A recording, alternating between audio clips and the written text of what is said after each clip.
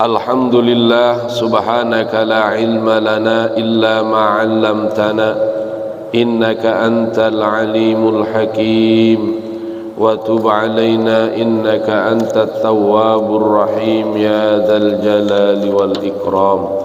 Rabbi ishrah li sadri wa yassir li amri wahlul 'uqdatam min lisani yafqahu qawli. Qala al-mu'allif rahimahullahu ta'ala wa nafa'na bih wa bi'ulumi fid darain amin.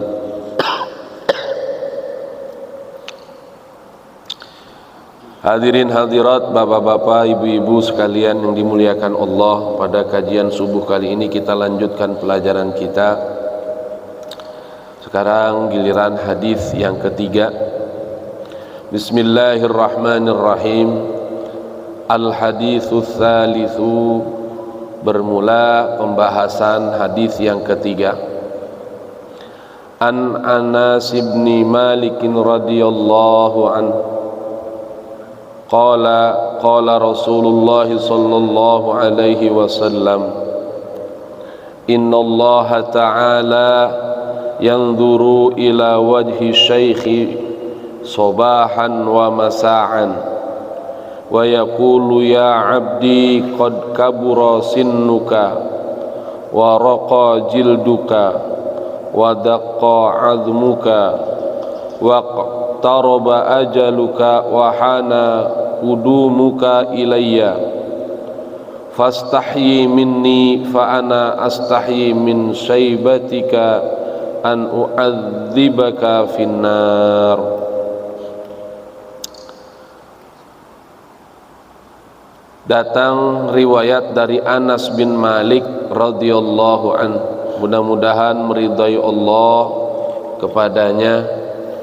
Anas bin Malik ini adalah pendamping Nabi dari sejak kecil, di sahabat yang termasuk juga yang paling banyak meriwayatkan hadis karena memang dekat sekali dengan Rasulullah. Dalam sejarah riwayat, beliau tukang tenteng sandalnya Nabi. Kalau ada kiai, ada yang suka menjadi asistennya itu, bawa kitab, bawa sandalnya, itulah Anas bin Malik. Dari masih sejak belia sekali, dekat sekali dengan Nabi kita Muhammad sallallahu alaihi wa alihi wasallam. Qala Rasulullah sallallahu alaihi wasallam, telah berkata oleh Rasulullah sallallahu alaihi wasallam, innallaha ta'ala, sesungguhnya Allah ta'ala yanzuru ila wajhi syaikhi,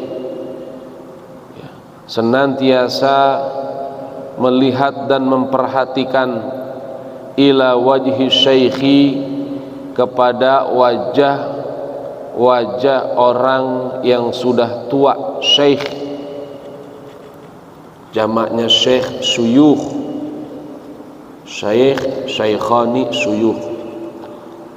Syekh ini ada dua dalam istilah gramatikal bahasa Arab.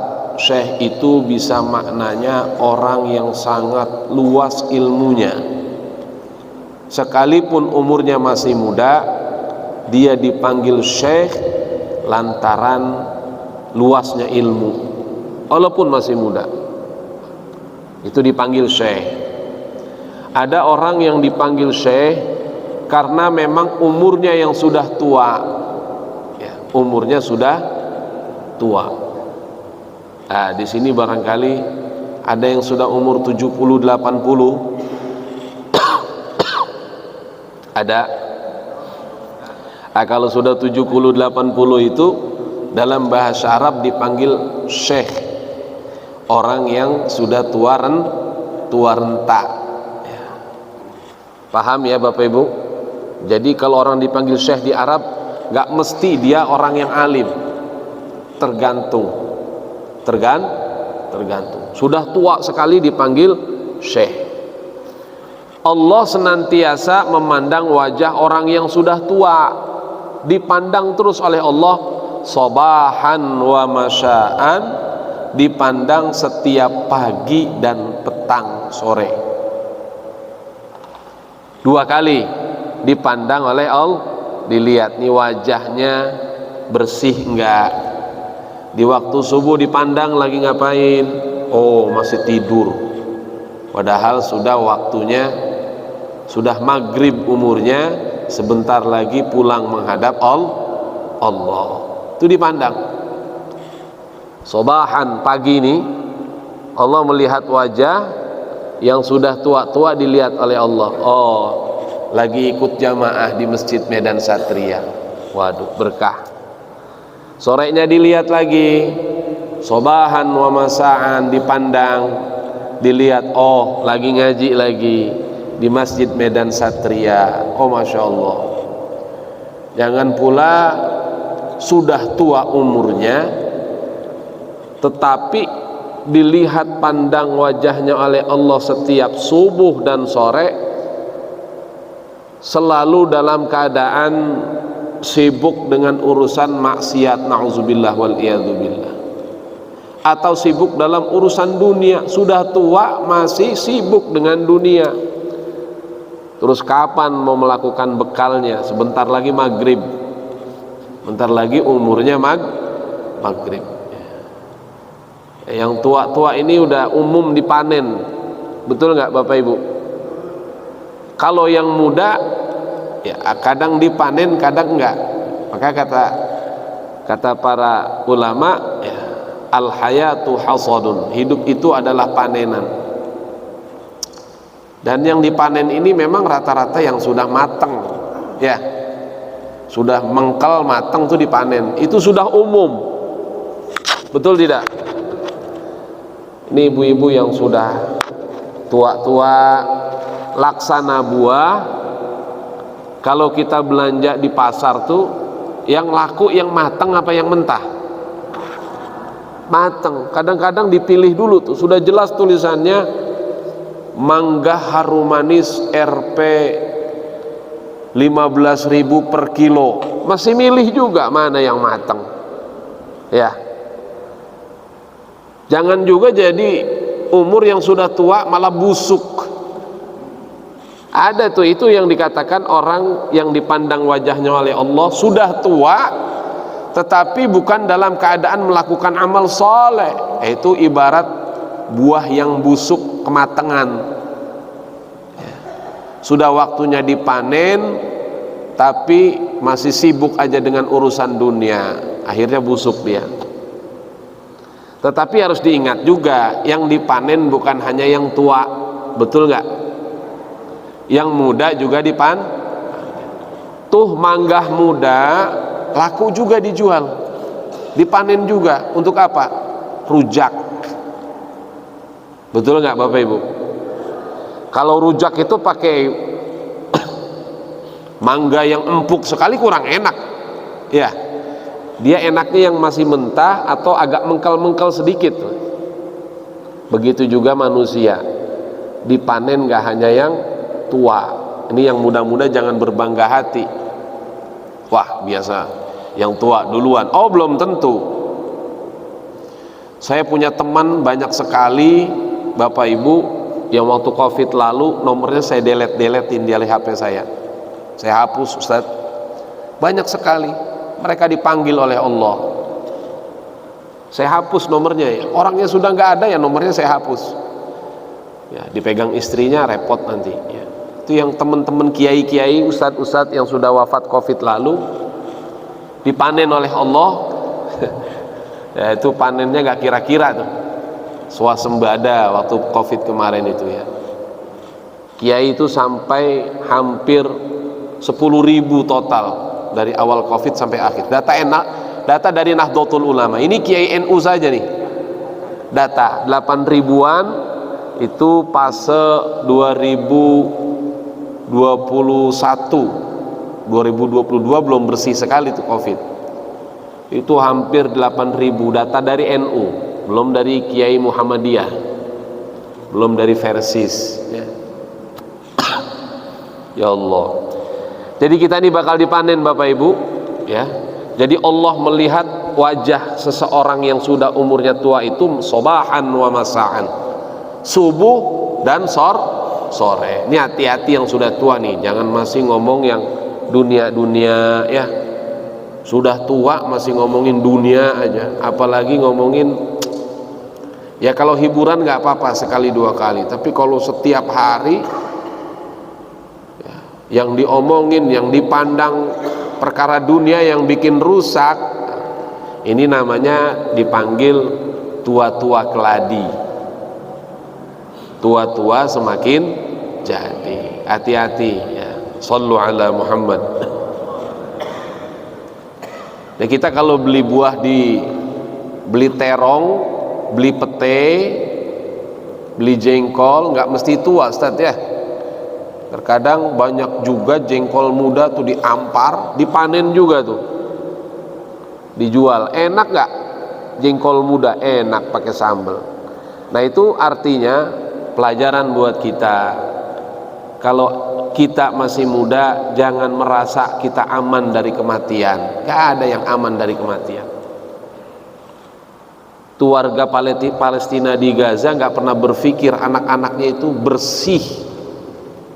Yang anak-anak SD TK itu bersih, sampai Kementerian Pendidikannya mengumumkan pendidikan di Gaza libur total karena semua anak-anaknya itu syahid mati dibombardir oleh Israel, laknatullahi alaihim.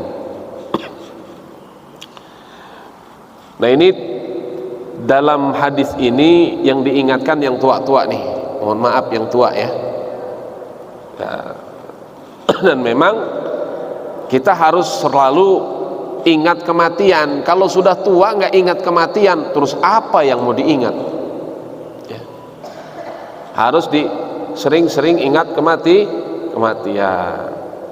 Wa yaqulu ya abdi qad kabura sinnuk, dan berkata Tuhanmu Allah, ya abdi, wahai hambaku, qad kabura sinnuk, sungguh telah tua umurmu. Kata Allah nih, habis dilihat kata Allah, qad kabura sinnuk, umurmu sudah tua. Mau ngapain? Kalau nggak ngaji, nggak dekat dengan masjid, mau ngapain ya. Ini kata Allah, waraqa jilduk, dan sudah keriput kamu punya kulit. Coba nih diraba-raba kulit kita nih yang sudah tua. Nanti pulang dari sini pegang-pegang, kulitnya udah masih kenceng, udah kendor. Ini Allah tegur tuh kita punya kulit. Kulitmu sudah apa? Kan kendor. Jangan yang 70, yang 60 sekarang sudah kendor. Yang 50, 60 itu rata-rata udah kendor. Kalau memang fisiknya sudah lelah ya.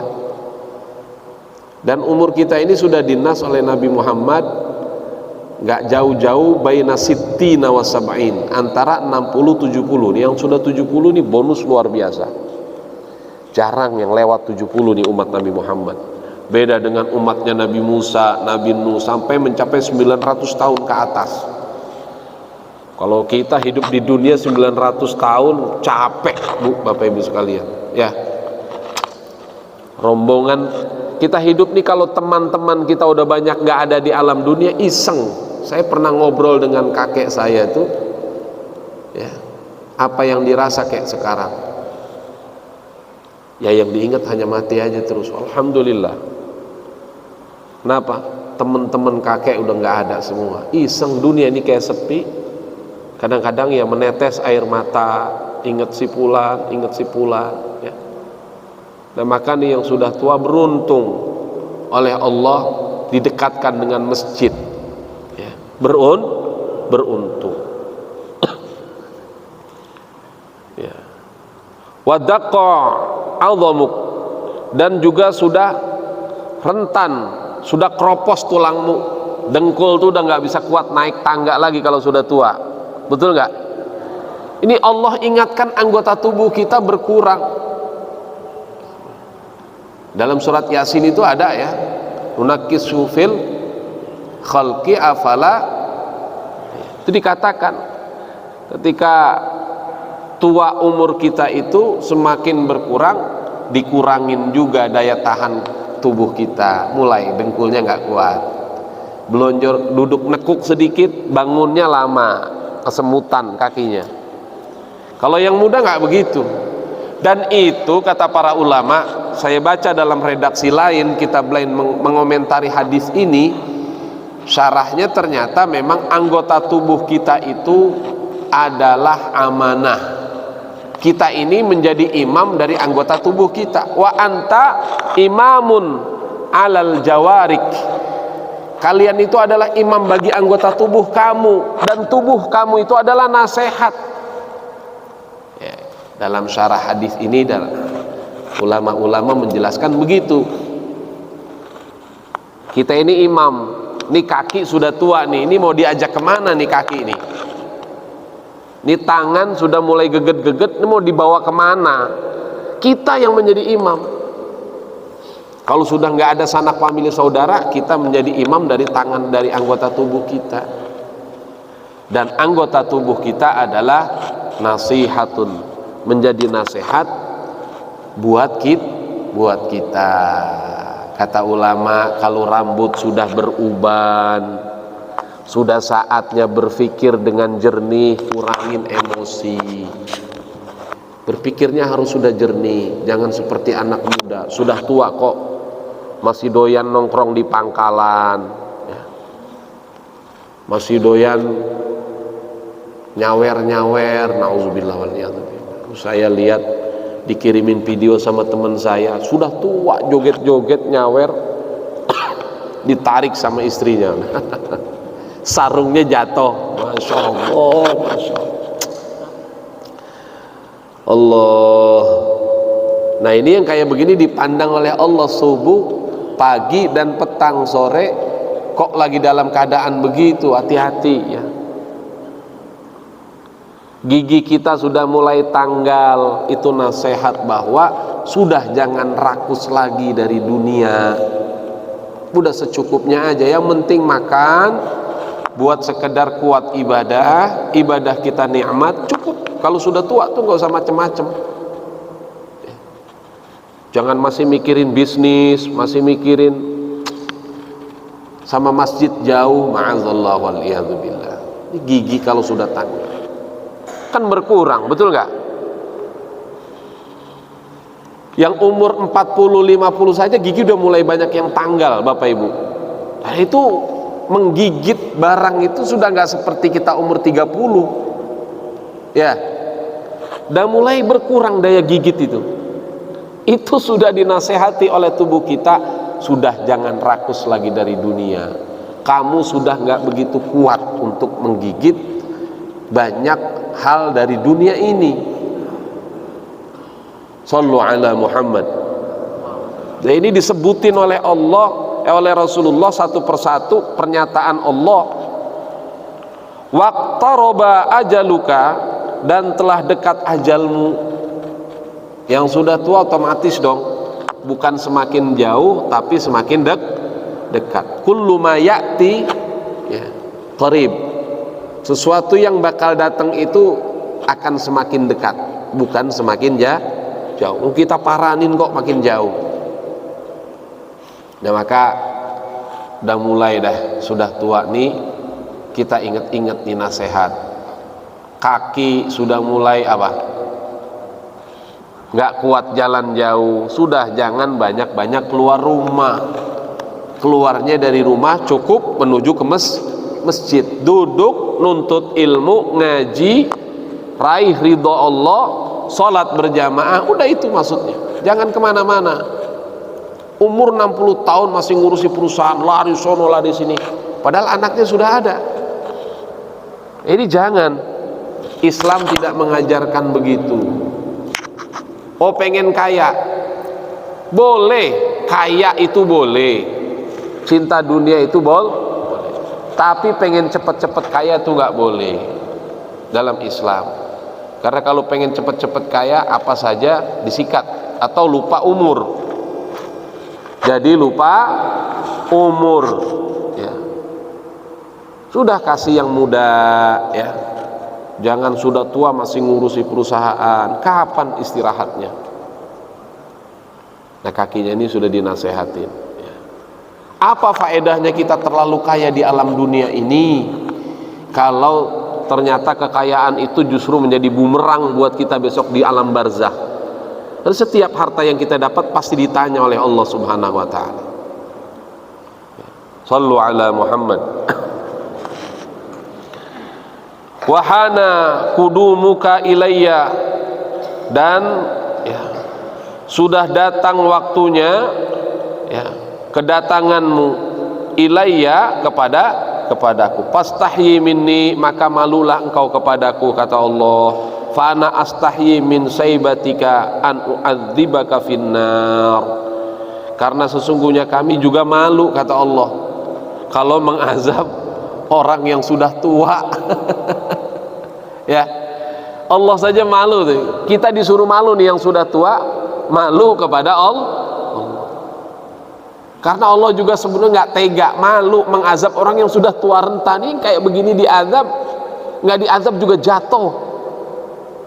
Nauzubillah wal iyadzubillah. Ini Allah sampai menyatakan pernyataan semacam itu. Hadirin, ini adalah nasihat ya, untuk selalu ingat kematian. Ingat kematian akan mendatangkan, mewariskan semangat dalam beribadah ya. Saya baca dalam kitab Fadlul Qadir, Syekh Abdul Rauf Al-Manawi dalam juz 1, itu Syekh Al-Lafaf namanya, ulama ahli tasawuf, mengatakan man aktsara dzikral mauti akrama bi salasati asya. Orang yang sering ingat mati itu akan diberikan kemuliaan 3 perkara. Ingat mati diberikan kemuliaan 3 perkara. Yang pertama adalah mempercepat taubat. Orang kalau ingat mati, masa nggak mau taubat? Masa nggak mau bergegas? Sejelek-jelek orang yang bermaksiat, sebaik-baik orang yang bermaksiat adalah at-taibun, orang yang kembali kepada Allah, dan itu jalan untuk memperoleh cintanya Allah. Wallahu yuhibbut tawwabin wa yuhibbul mutatahhirin. Allah cinta kepada orang yang suka kembali kalau habis dari dosa, habis melakukan dosa, dia kembali kepada Allah, taubat. Itu cara agar supaya memperoleh cintanya Allah adalah taubat dari dosa dan mutatahhirin, orang yang suka bersih ya dirinya dalam kehidupannya, terutama dalam hal ibadah. Yang kedua ya, menerimanya hati dan nikmat ya, diberikan rasa nikmat oleh Allah dalam beribadah. Kalau ingat mati, kita jadi nikmat nggak Bapak Ibu? Ibadah jadi nikmat. Oh iya, besok mau pulang, ini umur udah 70, temen udah banyak yang nggak ada. Yang muda begitu juga, oh si fulan kemarin masih lebih muda dari saya, diambil oleh Allah. Al mautu ya'ti baghtatan, mati itu datangnya seperti kilat, nggak ngomong-ngomong, jeger toto mati. Saya punya kawan 4 hari bercanda kepada saya, teleponan ya, guru mutasi ke Jawa. Waktu izin mutasi saya ingatkan, istikharahlah dulu, siapa tahu perjalanan antum yang ini menjadi bumerang buat antum nanti. 4 hari mutasi ngebel saya, bercanda-canda. 4 hari setelahnya saya ditelepon sama istrinya, nangis-nangis, Ustadz, ayahnya sudah nggak ada. Kenapa? Sakit hanya sebentar Ustadz, perutnya sakit terus meninggal, badannya pun nggak ada sama sekali kelihatan sakitnya. Ya, kita tuh jangan bangga yang muda nih ya. Jadi orang yang ingat mati, hatinya diberikan hudurun ni'mah fil ibadah, hadirnya kenikmatan di dalam beribadah. Bahkan dalam fikih ada ulama yang menganjurkan ketika kita mau sholat disuruh ingat mati. Di antara min asbabil khusyu' fis sholah, disuruh ingat mati. Karena dengan ingat mati itu bisa menghadirkan kekhusyuan juga diantaranya. Ya Allah, besok mati. Allahu Akbar. Jangan ketika Allahu Akbar ingatnya Allahu Akbar, kreditan belum dibayar. Nah, itu nggak bakal khusyuk. Tapi kalau ingat kematian, Allahu Akbar, teman saya sudah wafat, saya harus sungguh-sungguh, maut akan datang. Nah, itu hadir kenikmatan ibadah kita. Kemudian yang ketiga, diberikan semangat, dorongan, al-hussu, diberikan dorongan semangat ya. Kalau tadi itu nikmat ya, dan semangat. Tapi semangat saja belum tentu nikmat. Ada orang semangat ngaji, tapi belum tentu dia mendapatkan kenikmatan dari hadirnya itu. Tapi orang kalau sudah ingat mati, dia semangat, dia merasa nikmat dalam beribadah. Itu sebuah hadiah dari Allah yang jarang didapati oleh hambanya.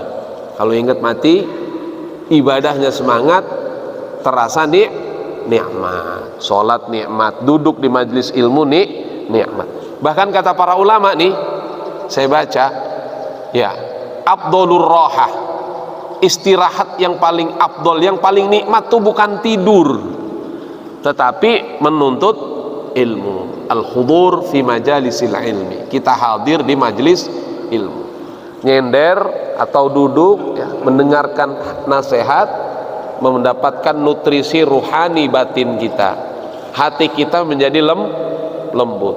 Orang yang nggak pernah ngaji, mohon maaf Bapak Ibu, hatinya akan keras dan akan semakin mengeras. Siapa yang melembutkan hatinya dengan nasihat? Nggak ada. Maka kita nih yang ngaji, alhamdulillah ya, kalau kita rajin dan istiqomah, hati kita akan selalu dilembutkan dengan nasihat. Makanya orang yang ngaji sama nggak ngaji beda Bapak Ibu. Pohon yang disiram dengan yang nggak disiram beda. Coba kita lihat kemarin setelah turun hujan ya, sebelum hujan, mohon maaf ya Allah, pohon tuh banyak yang kering, debunya lekat dan banyak yang mati. Tapi setelah hujan, saya perhatikan dari rumah saya ya, saya lihat pohon satu-satu, mereka seolah-olah bertasbih kepada Allah, bergoyang dalam keadaan segar, hijau, ranum, haru biru, dia bergoyang. Kenapa? Disiram oleh air. Manusia yang nggak pernah ngaji, nggak pernah dapat nasihat, hatinya akan semakin mengeras, dan lama-lama akan menjadi batu. Ya, kalau sudah menjadi batu, kata Imam Ghazali, lam yanfa', tidak akan ada manfaatnya nasihat yang banyak. Nasihatul katsir, nggak ada manfaatnya. Hatta didatangkan kiai dari timur dunia sampai barat buat nasihati orang yang hatinya sudah terlanjur keras, lam yanfa', nggak ada manfaatnya. Bahayanya hati yang sangat keras.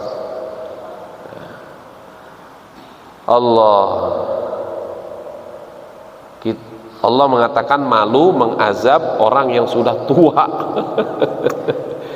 Allah saja malu, masa kita yang punya diri nggak malu, sudah tua renta masih aja main judi online, ma'azallah, masih ngadu ayam, dijudikan, masih di pangkalan kumpul sama anak-anak muda, Allah, main gaple, masih ada zaman sekarang main gitu. Nah ini Mbak, naudzubillah waliyadzubillah ya. Jangan sampai. Dan kemudian waman nasiyahu ay al maut, kata Imam Al-Affaf, siapa yang melupakan kematian, uqiba bi salasati asya, dia akan diazab dengan 3 musibah. Nih orang yang sering lupa mati nih Bu. Yang pertama adalah at-taswiq at-taubah, taswiqut taubah. Dia akan diberikan lupa, diberikan menunda-nunda taubat, lupa dengan taubat, lupa dengan baru saja melakukan dosa udah nggak inget, jadi nggak bisa istighfar ya. Habis maksiat langsung lupa, tadi maksiat nggak inget dia, jadi nggak bisa taubat ya. Kemudian meninggalkan ibadah ya. Keridhaan Allah dengan rezeki dan dunia, disibukkan dengan dunia. Orang yang lupa mati disibukkan oleh Allah dengan akhirnya sampai mati nggak sempet ibadah, nggak sempet taubat, tahu-tahu dimatikan oleh Allah. Dah mati kamu. Sumpek juga ngelihat kamu nih. Asal saya lihat pagi, saya lihat sore kok maksiat terus, dimatikan aja oleh Allah. Dah matilah. Bikin orang keselnya istirahat ya. Kata Nabi yang model begitu mustaroh. Ada dua. Kalau umatku mati kata Nabi ada dua golongan. Yang pertama mustarih, yang kedua mustaroh. Yang mustarih itu ketika hidupnya di dunia capek ibadah. Kayak kita nih capek nggak nih subuh nih ngantuk, pegel, duduk. Kita dalam istirahat pengajian. Nanti ngaji lagi, nanti sholat lagi, ke masjid lagi, lelah.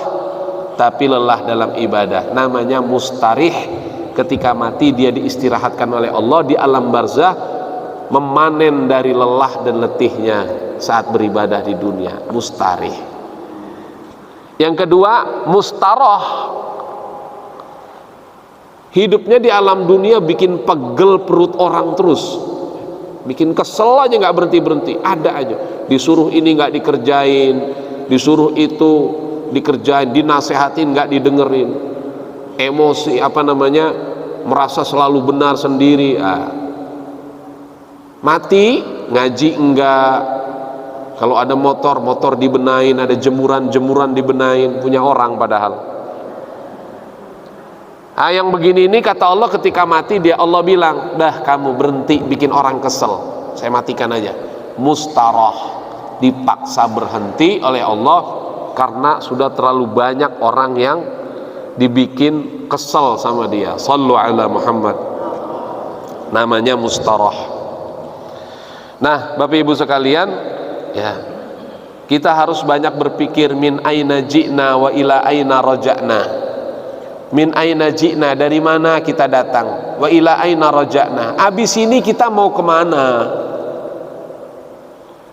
Kan udah pada tua nih, mau kemana abis ini? Dunia udah mulai nggak banyak temen, mau main ke rumah siapa? Sudah ganti air dunia ini, rombongan ini udah mulai habis, ganti air baru rombongan ini, nanti ganti lagi rombongan ini. Ini jamaah Medan Satria pun akan berlapis-lapis nanti. Jamaah Al-Furqan juga begitu. Saya perhatikan satu persatu hilang. Ada yang kecelakaan pulang kampung ya, ada yang meninggal sakit, DKM-nya ya, pengurusnya meninggal. Ya kan berganti terus, nanti akan berganti nih orang-orang ini. Penghuni Masjid Medan Satria suatu saat akan berganti. Itulah dunia. Maka kata Nabi, ad-dunya daru man la darolah, tempatnya orang yang nggak punya tempat, gantian.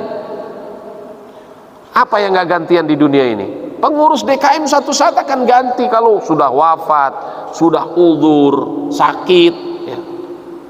Lurah gantian ya, nanti yang menghuni lurah nih gantian nggak? Gantian. Mana ada lurah seumur hidup? Nggak ada. Presiden ganti nggak? Gantilah, masa jabatannya sudah habis ya. Ya kita doakan mudah-mudahan diganti dengan yang lebih baik. Aminnya kenceng betul ini. Sallu ala Muhammad. Ya hadirin sekalian yang dimuliakan Allah, dunia itu gantian. Bahkan istri saja ada yang gantian. Ibu-ibu mohon maaf ya, mohon maaf, ditinggal wafat suaminya, baru punya anak satu. Saya dikirimi video sama teman saya,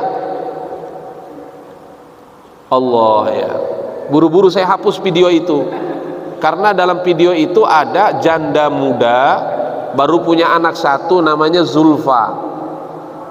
Wah Ustadz, Pak Ustadz, ini ada janda anak satu butuh bimbingan, umurnya baru 23 tahun. Wah bahaya ini, saya bilang. Langsung saya hapus. Saya bilang, ente kalau bercanda jangan ngirim yang begituan, saya bilang. Bisa terjadi Israel Palestina nanti. Sallu ala Muhammad. Tetapi kalau akhirnya pun ada orang yang wafat kemudian dia nikah lagi, gantian nggak istrinya itu? Gantian. Mohon maaf ibu-ibu, bapak-bapak, maka jangan ada bilang cintaku sampai mati, belum tentu. Begitu mati langsung nikah lagi. Biasanya bapak-bapak yang begitu tuh. Kalau ibu-ibu jarang ya. Ya, saya bela Bu, tenang saja. Jadi biasanya bapak-bapak tuh ya, istrinya belum kering kuburannya, kembangnya masih bau, tahu-tahu sudah jalan lagi makan bareng sama cewek lain. Bener nggak Pak begitu? Ya nggak semua, tetapi kadang banyak yang seperti itu. Nggak apa-apa, boleh dalam syariatnya. Dan di Jawa itu tradisi, saya di pesantren, kalau kiai istrinya meninggal itu cepat-cepat Pak dinikahi dengan santrinya yang lebih muda. Kenapa? Katanya konon menurut orang Jawa, kalau kiai istrinya meninggal dia sudah sepuh, nggak dinikahi lagi, itu cepat meninggalnya. Orang kalau nggak punya istri itu kan bebannya jadi banyak Pak. Harusnya bebannya cuman ekonomi saja bertambah. Karena kan tidak tersalurkan psikologisnya. Jadi tambah banyak urusan tuh kalau nggak punya istri. Makanya yang punya istri ini dijaga. Ya. Dinasehati. Kita kan imam ya.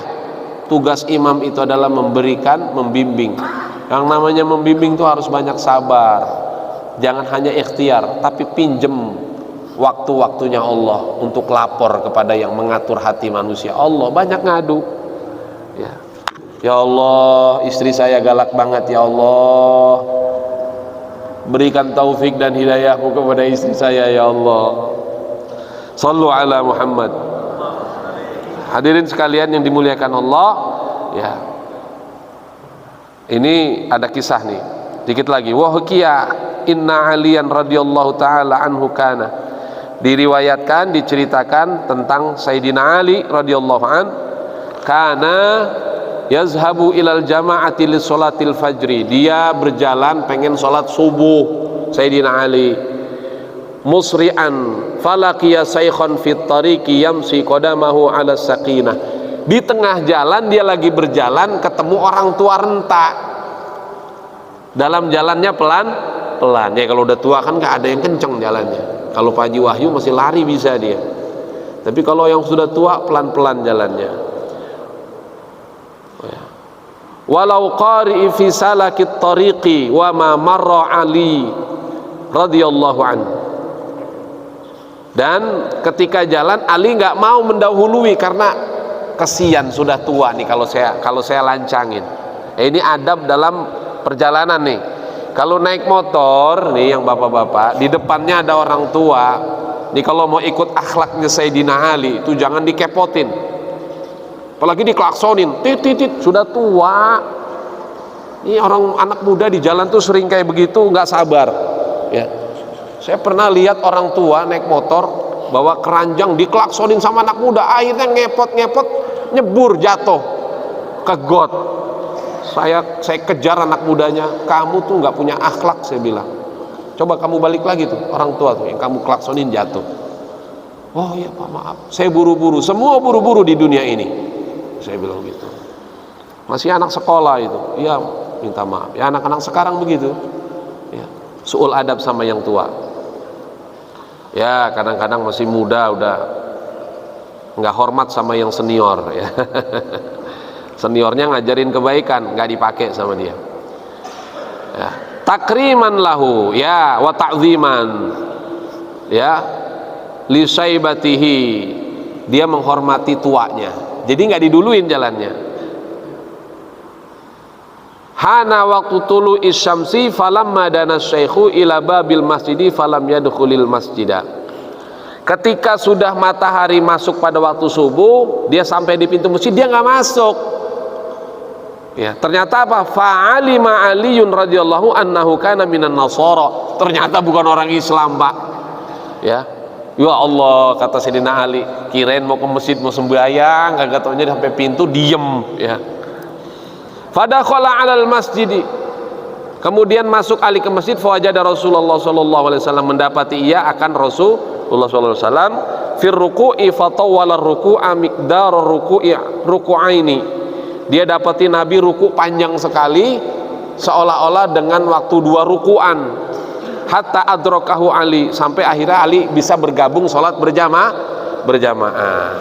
Falamma faragha min salati, setelah selesai salat, qala ya Rasulullah lima tawwalta ruku'a fi hadhihi shalah ma kunta taf'alu mithla hadza. Ya Rasulullah, kok engkau lama sekali ruku, ada apa? Engkau enggak pernah mengerjakan ini ya sebelumnya. Maka Nabi menjawab, lamma raka'tu wa qultu subhana rabbiyal azim kama kana wirdi wa aradtu an arfa'a ra'si ja'a Jibrilu alaihi salam wa wada'a janahahu ala dhahri wa akhadhani tawilan. Kata Nabi, saya pengen ruku, hendak bangun dari ruku membaca subhana rabbiyal azimi, tapi ada sayapnya malaikat Jibril nempel di pundak saya nggak bisa bangun, berat, ditahan oleh malaikat Jibril. Ternyata apa? Biar rukunya lama, menunggu si Ali yang menghormati orang tua, biar supaya Ali dapat sholat jamaah. Ini dalam fikih ada hikmahnya kisah ini. Bagi imam, dalam fikih itu disunnahkan melamakan ruku dan sujud, itu sunnah. Kenapa?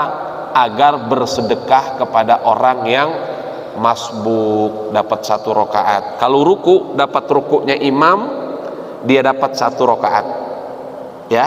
Maka jadi imam kalau ruku jangan buru-buru, sunnahnya panjang. Dia dengar nih banyak kericik-kericik air lagi wudu, rukunya agak lama. Itu sunnah dalam fikih.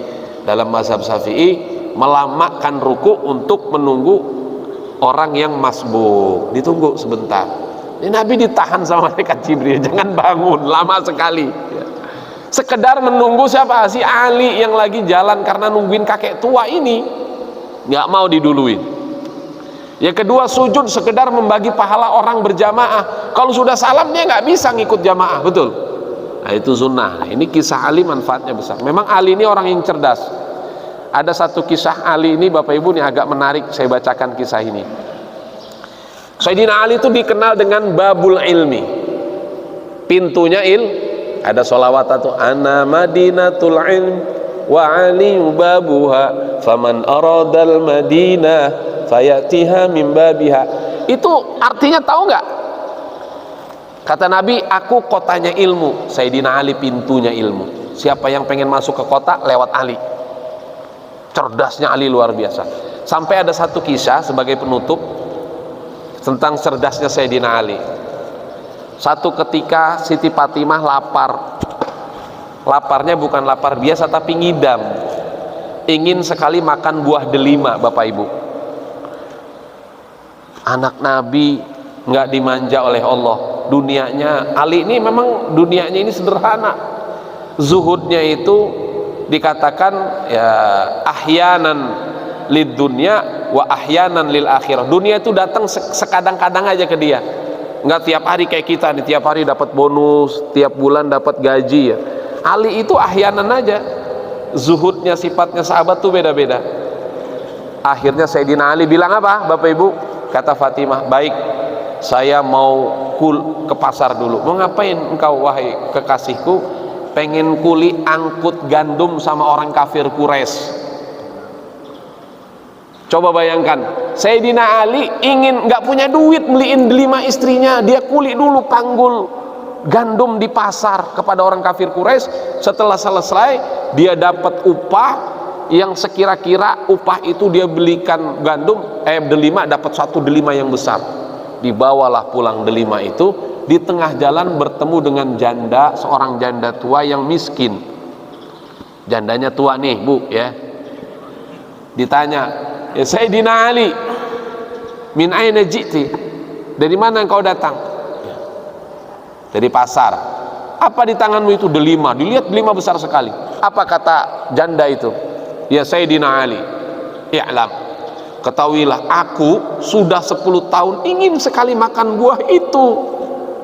Tapi Allah belum kasih rizki, jangankan delima, gandum saja kadang-kadang saya makan, kadang-kadang enggak. Oleh Sayyidina Ali ditawari oleh janda itu, tolonglah kita belah dua. Buat siapa? Buat istriku Fatimah. Belahlah dua Sayyidina Ali, biar aku bisa menikmati juga delima itu. Oleh Sayyidina Ali enggak dibelah, Bu. Ini afdolnya ibadah begitu.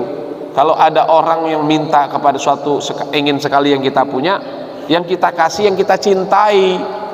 Jangan yang udah kita nggak pakai nih, pakai udah jelek baru dikasih orang. Afdolnya yang terbaik kalau sodakoh, dikasih delima semuanya. Sampai di rumah, assalamualaikum, waalaikumsalam, dibuka sama Fatimah, prek. Dari mana? Dari pasar. Mana delimanya? Wah, Fatimah anak Rasulullah lagi nunggu delima. Apa kata Sayyidina Ali? Wahai buah hatiku, sesungguhnya aku sudah memberikan delima besar untukmu dari hasil keringatku mengangkut gandum kepada orang kafir. Terus mana delimanya? Namun sayang, di tengah jalan aku bertemu dengan janda, dan janda itu minta agar supaya delima itu dibelah dua. Kuberikan semua akhirnya, karena sudah bertahun-tahun ingin makan delima. Apa jawaban Siti Fatimah? Subhanallah, sungguh engkau lelaki calon penduduk surga. Waduh, karena istrinya, suaminya soleh, istrinya solihah. Coba kalau kita begitu, Pak. Dia pesen, ayah nanti pulang kerja beliin martabak Joni ya. Awas, martabak Joninya yang di pinggiran sana, perempatan tuh, jangan yang lain. Iya mah. Pulang dari kerja gerimis, ada janda di depan, bang minta rotinya dong, dikasih. Pulang ditanya sama istrinya, mana roti Joninya? Tadi di jalan bertemu janda, aku kasih rotinya sama janda itu. Kira-kira jawaban istri kita gimana, Pak? Bakyak net kejidan. Iya, perempuan tuh memang begitu ya. Tapi Siti Fatimah tidak ya. Sungguh engkau suami calon penduduk surga. Ini cerdas. Dan ternyata ini saya baca, tidak jarang malaikat Jibril lapor kepada Rasulullah tentang kisah Sayyidina Ali. Termasuk barusan Jibril bilang, kenapa aku tidak bertanya kepada Jibril kenapa, kata Rasulullah, menekan pundakku. Tapi Jibril menjelaskan sendiri, ya Rasulullah, Ali sedang menuju ke masjid dan dia tidak mau melangkahi langkah seorang Nasrani yang tua dalam jalan, dalam akhlaknya, maka ku tahan pundakmu. Ternyata itu, hadirin sekalian. Jadi tidak jarang Jibril melaporkan. Dalam kisah itu pun Jibril lapor kepada Rasulullah, ya Rasulullah, sungguh putrimu tercinta sedang mengharapkan makan buah delima, tetapi Sayyidina Ali bukan main ya Rasulullah. Padahal bertemu di tengah jalan itu dengan janda di pintas sebelah, tapi dikasih semuanya sama Sayyidina Ali. Akhirnya seorang ayah sayang sama anaknya, dia panggil sahabatnya, tolong nih uang, berikan satu peti delima, berikan kepada Fatimah. Dilaporin sama Jibril. Ini hebat, cerdasnya Sayyidina Ali. Rasulullah tahu, karena memberikan sedekah yang lebih utama jangan dibelah, kasih semuanya. Akhirnya sampai di sana sahabat dites Sayyidina Ali ya, diambil satu delima, dimasukin ke gamisnya, dibuka, ini ada dari Rasulullah buat Siti Fatimah. Kata Sayyidina Ali, nanti dulu wahai Fatimah. Begitu dibuka, lihat isinya delima. Masya Allah, satu peti lagi pengen, kok dibawain satu peti. Tapi Sayyidina Ali bilang, wahai Fatimah, jangan kau sentuh dulu itu delima. Kenapa? Wahai sahabat, kamu hitung dulu berapa jumlah daripada delima yang ada di dalam peti ini. Menurut adat Bapak Ibu, biasanya kalau di Arab satu peti itu isinya 10 ya. Begitu dihitung tuh 2, 3, isinya 9. Apa kata Sayyidina Ali? Bawa kembali delima ini, sungguh ini bukan hak kami, jangan-jangan kamu salah alamat, ini bukan untuk Fatimah. Kalau untuk Fatimah mestinya isinya 10, karena kata Nabi, man amila salihan, siapa yang beramal soleh, falahu ajrun asyru amsalihha, orang yang melakukan satu amal kebaikan memberi satu, dapat pahala 10. Ini 9, bukan haknya Fatimah. Cerdasnya Sayyidina Ali. Apa kata sahabat? Wahai Sayyidina Ali, sesungguhnya ini 10, tapi 1 aku taruh di kantong gamisku. Masya Allah. Makanya Ali itu dikatakan babul ilmi, karena cerdas orang. Wallahu a'lam bishawab. Al-Fatihah.